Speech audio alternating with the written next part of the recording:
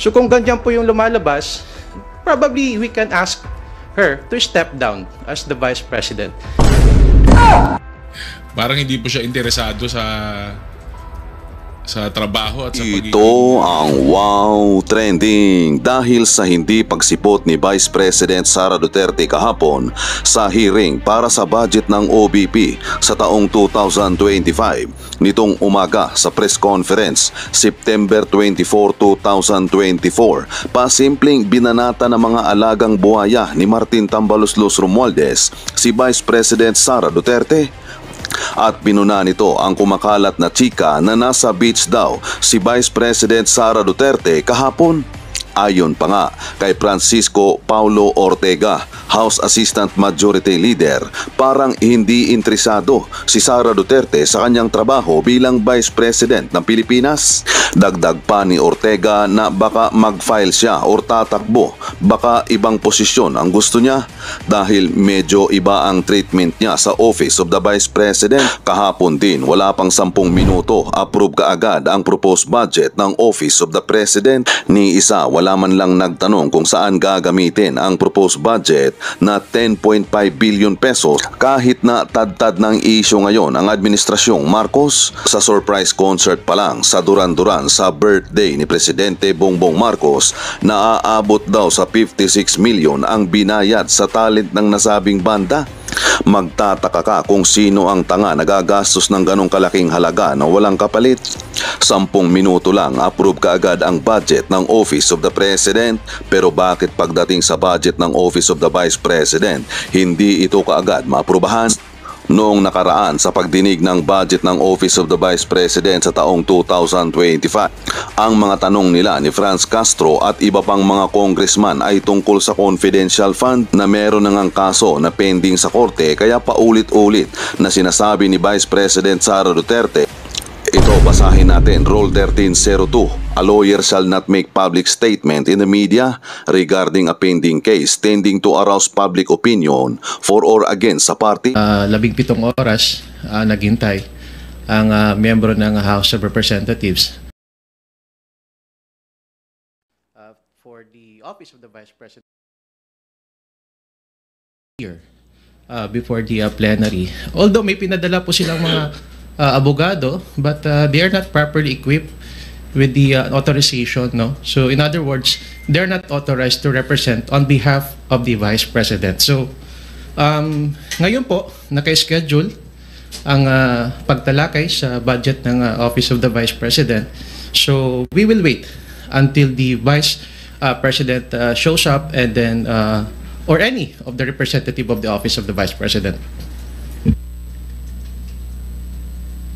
Sir, if wala nga po umattend from the OVP, ano pong mangyayari? Ano na pong gagawin ng majority? Well, we still have 1 day, which is by tomorrow.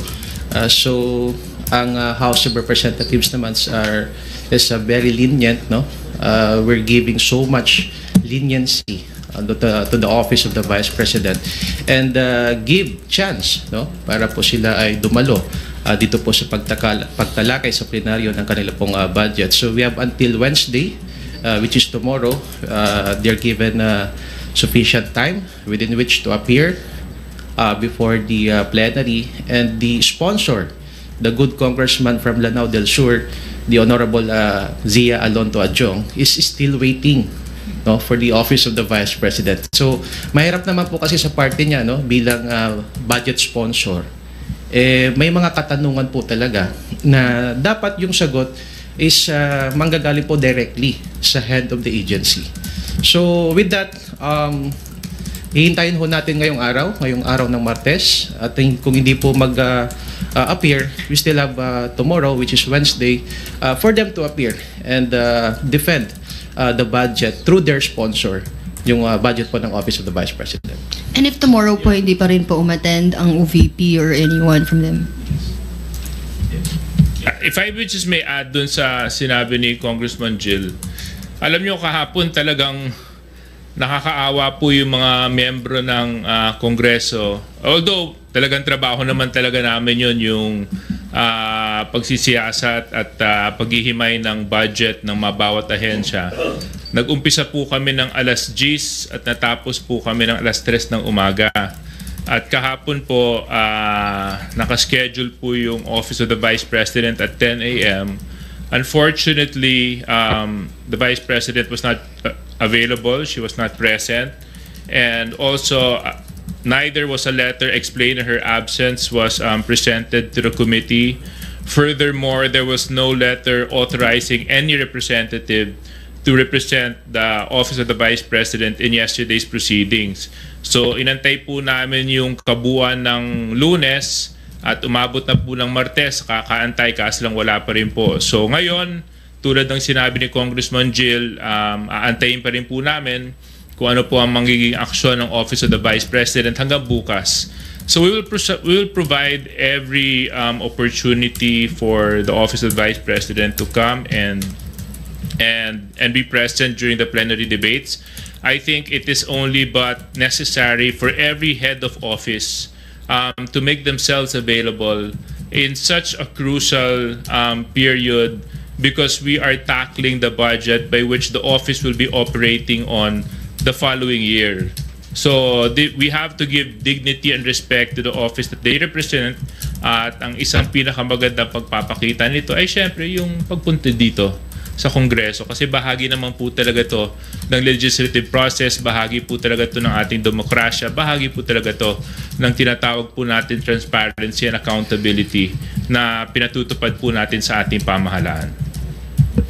Maybe hear the comments from other distinguished So guests. add lang yung kay Kong JJ, they very much put it well, yung kay Jay, sa Kong Jay saka kay Kong Jill. Pero sana wag naman po silang paasa kasi sunod-sunod na po yung events, nakikita nyo naman po, Chronicle. Ngayon hanggang Wednesday po, we're extending the full courtesy at saka yung of course yung pagrespeto po sa Office of the Vice President ay binibigay po ng House of Representatives.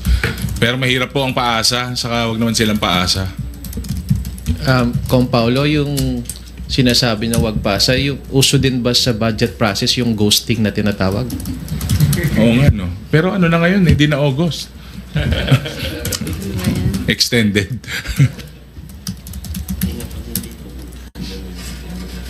I guess in addition to that po, no, and that's rightly put by DS Suarez, on the part of the minority naman, usually when there are any irregularities or when any answer is insufficient, we would usually defer. But for once, yung minority po all in agreement na wag naman yung ultimatum na defer, we are extending maximum leniency in the hopes that we would come to a, productive resolution to this chapter of the budget hearings. Yet, after 17 hours of deliberation, not one authorized representative was there. But yun nga po, pinag-usapan, kahit yung minority, hindi po ipapa-defer. We are willing to take it up the next day, and as mentioned already by Congressman Bongalon, should it come to that, we're also willing to take it up again on Wednesday, just to uphold our constitutional duty to pass this budget. We're doing all that we can. We're exerting all our efforts. Kahit nakawawa na po si Kong Zia, nakita po namin after 17 hours, hinintayin niya po talaga. And if, I don't know if nakita sa live stream, pero natutulog na po siya sa corner waiting. And unfortunately, I feel like he will wait again today. And he might have to wait again tomorrow. So yun na po, panawagan lang po siguro namin is wag naman pabitin po, no? Let's conclude this budget process according to the Constitution. Lahat naman po ng lahat naman po ng mga departamento kailangan dumaan sa prosesong ganito. Wala pong exempted dito at binibigyan naman po ng respeto at paggalang, no, ang opisina ng Vice President. Yun lang, sana umattend, no, at respetuhin ang proseso at sana wag pa-baby, no, at talagang kailangan kasi nating malaman, no, kung saan niya dinadala, ginagamit, no, yung budget ng OVP. So sana respetuhin niya yung proseso, no, at magpadala ng representative or umattend siya sa budget hearing na lahat naman ng mga departamento ay ginagawa. Thank you, Marian. Let's move to the next question from Bibian Gulia of ABS-CBN2. Good morning po. Clarification lang, as of now, until this time po, wala pa ring letter of explanation na ibinibigay sa Kamara ang Office of the Vice President regarding the absence, and wala pong dumating today na representative from the Office of the Vice President. And just to reiterate the question po kanina, what will happen if on Wednesday, wala pa rin pong ipadalang letter or of explanation or representative ang OVP? Yeah. Well, from my knowledge, as of today, wala pa rin pong pinadadalang explanation, wala pa rin pong pinadadalang sulat o anumang document para ipaliwanag kung bakit wala po sila kahapon. We will wait for the entire day of Tuesday because we really want to progress already dito po sa plenary debates ng iba't ibang mga ahensya. Medyo sumisikip na nga po dahil yung ibang mga departments nakaschedule for today, yung ibang na mga departments na hindi po na-defer nung nakarang linggo, nakaschedule for today, at yung iba naman para bukas. So I do hope that we're able to close this chapter and we can move forward already because we're scheduled to go on break on the 25th, so sa Wednesday. So kailangan po talaga matapos kagad namin po within the given time period. Now, doon po sa tanong po ninyo, kung wala pa rin po, siguro mas maganda pong antayin po natin kung ano po ang magiging aksyon ng plenaryo dito at kung ano po ang magiging rekomendasyon ng Committee on Appropriations because they're the ones presenting the budget right now on plenary. So this is not a decision for us to make, but rather a decision for the 315 or 16 congressmen who compose the House of Representatives. But can you at least walk us through the scenarios po, possible scenarios? For example, posible po bang ipasa yung budget? I mean, could it delay the target to pass the national budget on third reading on Wednesday? Or posible po bang yung panukalang 733 million, yun na yun? Or posible bang bumaba pa po yung panukalang budget para sa Office of the Vice President? As of now, siguro it wouldn't be prudent to answer the question because let's give them a little bit more time. Meron pa naman buong araw ng Martes at nandun pa naman po yung buong araw ng Miyerkules para humarap, dumating, ipaliwanag at wala naman po tayong dapat sarahang na pinto sa pagkakataon para sa Office of Vice President na dumalo ng maayos sa plenary discussions ng kanilang budget. Dagdag ko lang po so the last time we checked, the holding group assigned for the officials of the Office of the Vice President, until now po wala pong ni isang opisyal na dumalo galing po sa Office of the Vice President. And as I mentioned earlier, we have the whole Tuesday to wait for them to appear and express that they are willing to attend these plenary debates on the sponsorship of the budget of the Office of the Vice President. Huli na lang from me, sir, kasi yesterday may si Congressman Manuel during his manifestation na clear betrayal of public trust itong ginagawa daw po ng Vice Presidente na hindi umiiwas sa pagpapaliwanag ng how her office utilized the budget. Do you agree with that? And there are calls sa mga rally yesterday to impeach the Vice President. Your thoughts lang po.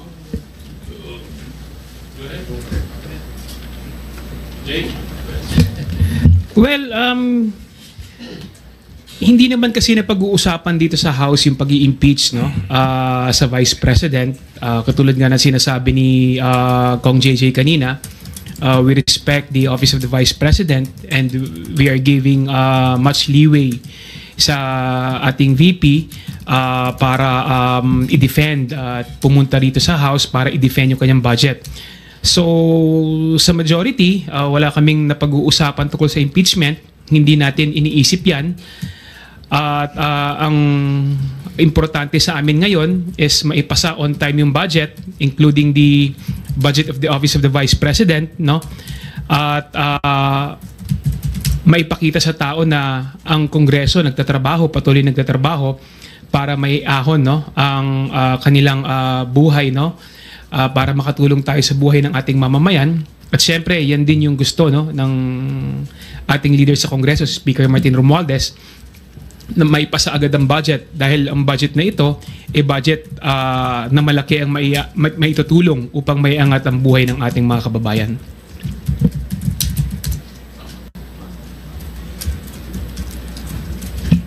Siguro in addition to that po, no, yung konsepto po natin sa pagboboto, dito po nanggagaling yung concept of public trust. Kapag tayo po ay nagboboto, we as the public repose our trust and confidence that the elected official will uphold his or her constitutionally mandated duties.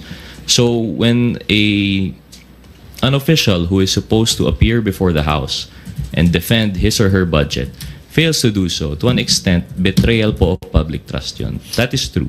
It is the betrayal of that duty, constitutional duty, for his or her part in the budget process. But yung to the point naman po, ma'am, na sinasabi na impeachment, I think that's, yun nga po, as sabi ni Kong Jay, wala naman po yun on the table in the House, di man pinag-uusapan, and you have to consider the degree of the public trust that has been betrayed. But just to be purely technically po, it is in a way betrayal of public trust. But whether it would amount to impeachment, masyadong malayo naman po yun.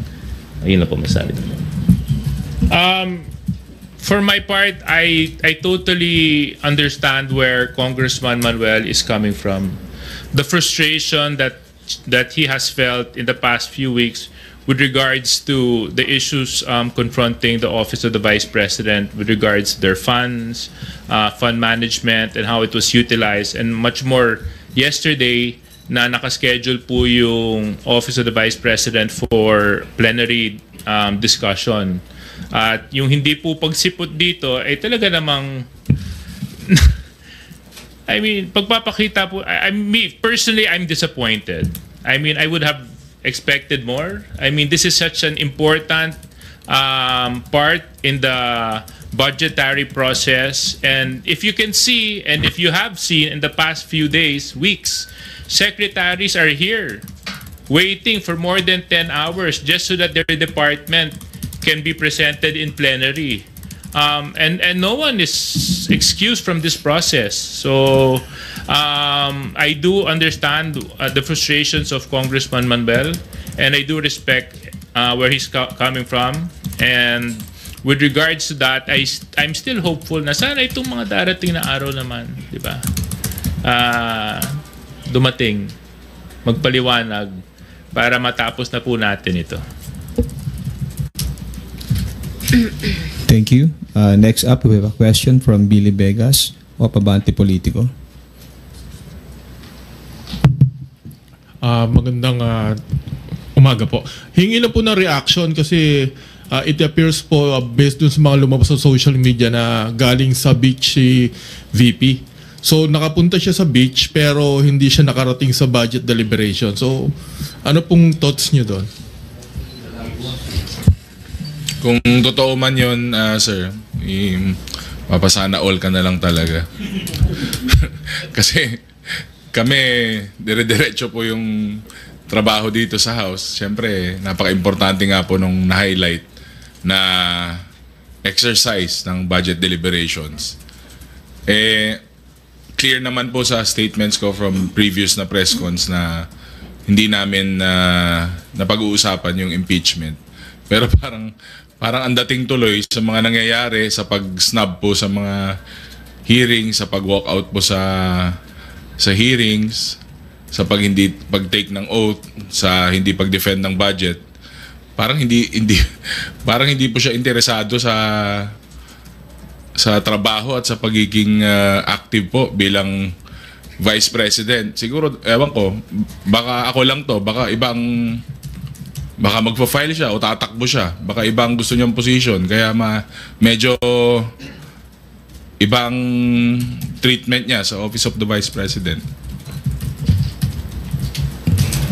Well, for me, no, nakaka-disappoint, no, because we expect so much from her. At nakakalungkot dahil talagang nakita naman natin na yung mga kasamahan natin, kami dito sa Kongreso, nagtatrabaho talaga ng ng hanggang madaling araw para maipasa yung batas. At yun nga, ipinagpaliban yung budget niya kahapon. Tapos kung totoo man, malalaman natin na siya ay naliligo sa beach, nagbi-beach, nagpapakasarap. Samantalang yung mga tao dito sa Kongreso nagpapakahirap para ipasa yung budget for 2025. Talagang nakaka-frustrate, talagang sana humarap na lang siya rito, tapusin natin yung budget hearing, pumunta siya rito, i-defend yung budget ng OVP, gawin yung kanyang mandated constitutional responsibility na i-defend yung budget ng OVP. So, nakakalungkot na nagkaroon tayo ng Vice President na talagang kinakalimutan yung kanyang trabaho at yung kanyang responsibilidad na gawin yung kanyang constitutionally mandate na trabaho para lamang mag-beach, kung totoo man yun. For my part, this is bigger than the Vice President per se. Ang daming personnel, ang daming tao, ang daming mga empleyado na nasa ilalim ng Office of the Vice President. So dapat iniisip din nila yung kalagayan nito, kasi kung walang budget paano yung sweldo nila sa susunod na taon? Paano yung operating expense ng Office of the Vice President kung wala sila? So I mean, this is not a matter of personality, but a matter of position that she has been elected to, and that she needs to hold dear to her heart, especially the responsibilities that come with it. And some of those responsibilities may be difficult. Some of those responsibilities may be hard. But those are responsibilities that have to be done. And one of those responsibilities is coming to Congress, standing for your agency, and supporting your budget. So with regards to the photo in the beach, hindi ko pa po kasi, although I've seen the article, seems like it's a nice beach. Siguro pag may time tayong lahat at wala na tayong masyadong gawa, siguro maganda makapunta din tayo doon para makita natin. What's the mood in the house? If she doesn't show up? I think right now, siguro nasa level na po ng frustration. So if she doesn't show up or send a legal representative, I'm not very familiar with the process, but she doesn't have to show up here personally, diba?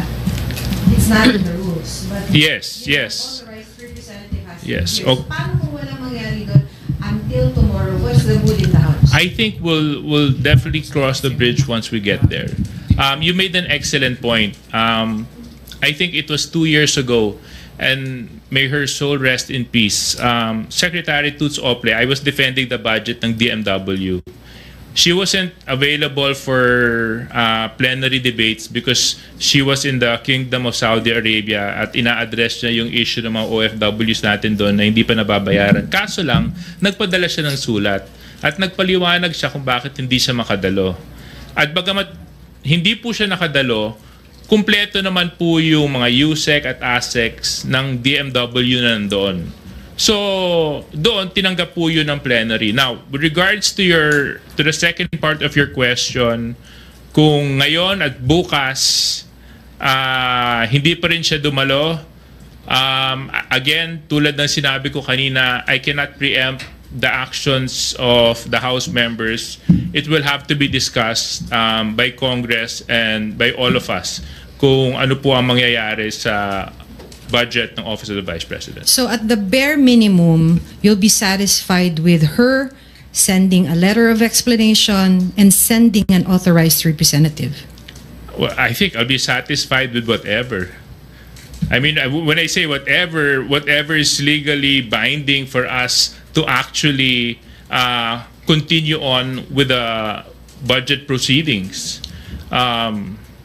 I think for her part and for any agency's part, alam na naman po nila kung anong kailangan nilang gawin para makapag-progress na po tayo sa budget process.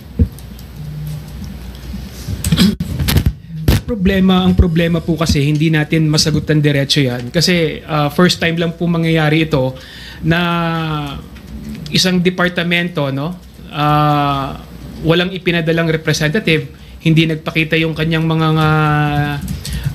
tauhan, no? So first time nangyari ito. At tama naman po si Kong JJ na talagang kailangan pag-usapan, no, ng majority at miyembro ng Kongreso kung anong gagawin, no? Dahil nga first time nangyari ito na walang representative, wala yung department head, no, na hindi sila umattend, no, sa budget hearing ng kanilang departamento. Well, just to give a reaction on that matter, so unang-una, naghintay po yung miyembro ng House of Representatives, no, for the Vice President to appear before the plenary and help the sponsor to answer the questions. So there are photos and even videos circulating that on the Monday morning, nandun po siya sa isang beach, no, in Camarines Norte. Sa amin po yun, sa Bicol region. So maganda kasi na-promote pa po yung Calaguas Beach. In other words, ibig sabihin po nito, wala ho talagang intensyon, no, na dumalo dito po sa pagdinig sa plenaryo upang i-sponsor at i-defend ang budget po ng OVP. Sapagkat kung meron po siyang intensyon, dapat Sunday man lang nandito na po siya sa Manila. O kaya naman, nakipag-communicate po siya sa office ni Congressman Adjong para magkaroon po ng briefing at i-prepare man lang at mapaghandaan po ng budget sponsor ang mga katanungan ni tatanong po sa OBP. So, pangalawa, consistent naman po yung Vice President natin. In fairness to her, consistent in the sense na hindi po siya dumalo nung Committee on Appropriations Budget Hearing, pati po dito sa plenary, hindi rin po dumalo. So kung ganyan po, it shows that she's not interested with her duties and functions as the Vice President of the Philippines. So kung ganyan po yung lumalabas, probably we can ask her to step down as the Vice President. Kasi nakikita natin hindi naman po siya dumadalo sa mga pandinig dito po sa Kongreso. So ano po ibig sabihin nito? Hindi na po siya interesado at mas pinili niya pa po bumunta sa isang beach resort kaysa dumalo po dito sa pagdinig sa kanya pong budget. So I guess it's the Filipino people. It's up to them, no, to judge the Vice President. Yun na lang po siguro ang mga reaction ko po dyan. You're asking her to resign. Kung hindi na po siya interesado sa kanya pong duties and functions as the Vice President, we can ask the Vice President to step down. Thank you. Let us acknowledge Rosa Lecos from UNTV. Good morning po, Kongs. I'm not sure if you have read the letter of VP Duterte addressed to Kong Sia.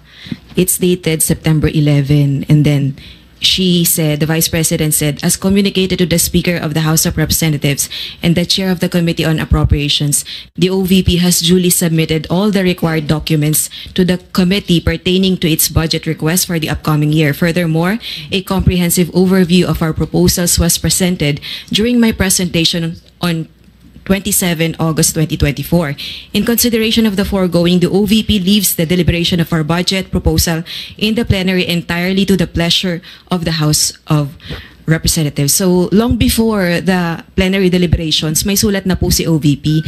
Why do you find it not acceptable? Well, it's basic. Yes, it's up to the sound discretion of Congress. Yun naman talaga yun Kaso lang, pagdating sa budget deliberations, yung mga departments at agencies concerned, dumadating. Kasi pagdating ng mga katanungan sa sponsor at wala yung representative ng ahensya na yon, paano may sasagot? Paano magkakaroon ng kaliwanagan? Huwag po natin kakalimutan ang pinag-uusapan po natin dito, pera ng taong bayan to, hindi to pera ng iisang tao, ng isang pribadong individual.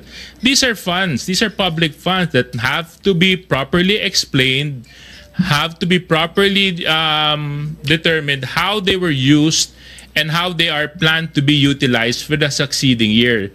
That's why the agency heads and the agency representatives or the departments have to be present during plenary debates. So, given that she has a letter, that's true. Yes, it's up to the sound discretion of the House. However, we cannot take away that there is a process in determining the budget. I think if we take note po, no, the contents of the letter just is a reiteration of the answer that they have interposed even for the pre-budget deliberations. So kumbaga po, inuulit niya lang po na she's leaving it to the House to decide on the fate of her budget. However, it does not say that she will not participate with our processes. It does not say that she will not attend. It does not say that she will send an authorized representative. So I don't think the September 11 letter would be any indication of what transpired yesterday. So I don't think we could have been prepared po. No? But with that said, as mentioned earlier, we, the House collectively will be extending maximum leniency, and we're hoping for the best po, that at least the bare minimum would be complied with, that we may proceed with the budget. Yun lang po. Alright, mag-follow up lang po ako. Yun pong non-appearance ng Vice President po before the House of Representatives plenary deliberations, how does this affect the whole budget proceedings po? Will, yung pong assumptions na magkakaroon ng re-enacted budget, may ganun bang usapan? Wala? Or nadidelay ba yun pong budget proceedings dahil lang po sabi nyo nga po, it's very unusual for a head of a government agency not to appear before the budget deliberation. So, gaano nito naapektuhan po yun pong mahalagang proseso na ito dito sa Kamara? I think everybody will have their opinion in this. I think it affects everybody. Number one, like what I told you, as a matter of operationalizing the budget process, kita nyo naman, nagsisiksikan po lahat ng mga departments at agencies ngayon para maipasok natin lahat ng kanilang mga budget presentations for Tuesday, Wednesday. Actually, this started since last week.